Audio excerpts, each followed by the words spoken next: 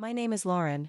I'm 32 years old, and for the longest time, I believed I understood what it meant to truly live.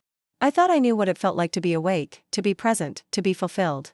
But the truth didn't hit me all at once. It crept in slowly, quietly, until one day I realized something painful and undeniable. I had been drifting through my own life on autopilot. I wasn't living. I was surviving.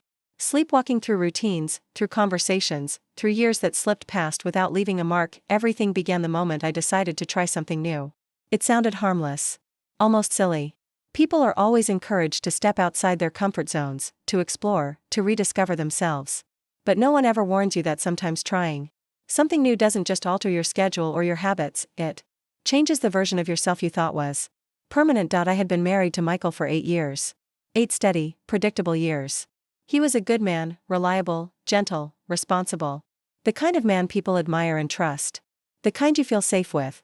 Our life together was stable, calm, and structured. Maybe too structured. Our days followed the same quiet rhythm: breakfast at 7, work until 5, dinner by 8, and silence settling in after 9 like a familiar guest. There were no screaming matches, no betrayal, no chaos. Just a stillness that slowly turned into emptiness. I loved Michael. At least, I believed I did. But love has a way of changing shapes. Sometimes it doesn't disappear, it fades into routine so subtly that you don't notice until you're already grieving something you can't name. We stopped talking about dreams. We stopped touching without intention. We stopped asking each other questions that mattered. One evening, while mindlessly scrolling through my phone, I came across a local ad. Dance nights.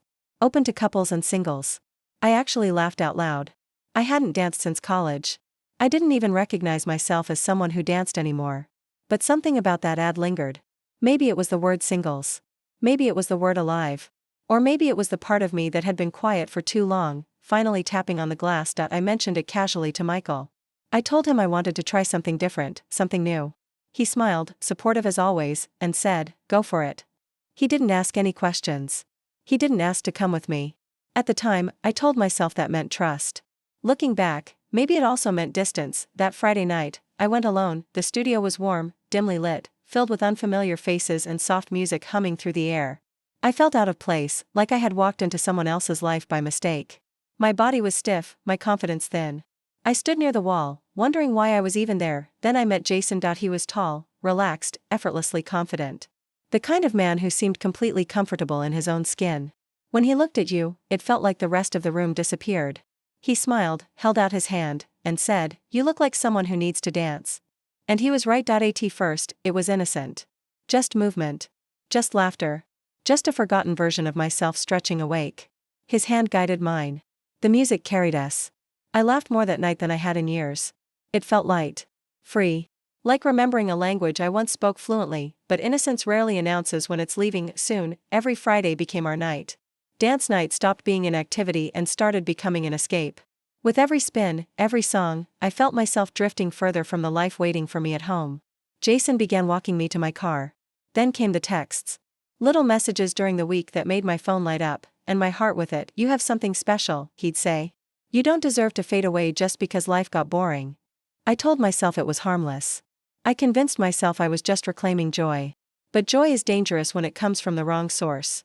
Because it can disguise itself as truth. One night, after everyone had left, the music continued softly in the background. The lights were low. The room felt suspended in time. Jason pulled me closer. And suddenly, it wasn't about dancing anymore. My heart raced so loudly I was sure he could hear it. Thoughts of Michael flashed through my mind, our home, our life, the quiet safety of it all, and for one terrifying moment, I didn't want to go back. I wanted this. I wanted to feel seen. Desired. Awake, our faces hovered inches apart. The air between us felt electric. Then I stepped back. My hands trembled. My body shook. Jason leaned in and whispered, "You don't have to return to a life that doesn't make you happy." But I did, because happiness built on betrayal isn't real. It's just another lie we tell ourselves to avoid facing what's broken inside. I drove home in complete silence, guilt pressing against my chest like a weight. When I walked through the door, Michael was asleep on the couch. The television glowed softly. Dinner sat cold on the table, untouched. He looked peaceful. Trusting. That sight shattered me. I realized then that I had crossed a line long before anything physical happened. I had betrayed him in quieter ways, with my thoughts, my longing, my silence. With the parts of myself I gave away without ever leaving the house. The next morning, I deleted Jason's number. I never returned to the studio. Michael asked me if I was okay. I told him the truth, or at least part of it. I think I lost myself for a while. He didn't interrogate me.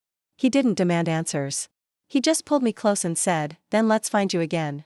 Together."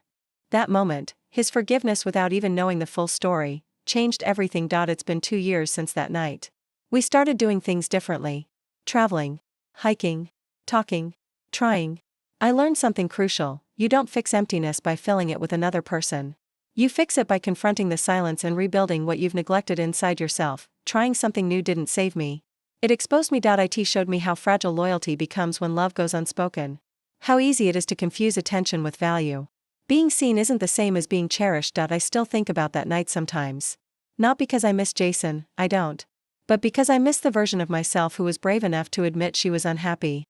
Even if she searched for answers in the wrong place. There's a quiet loneliness that follows you after you almost destroy everything you care about. It's subtle. It lives between moments.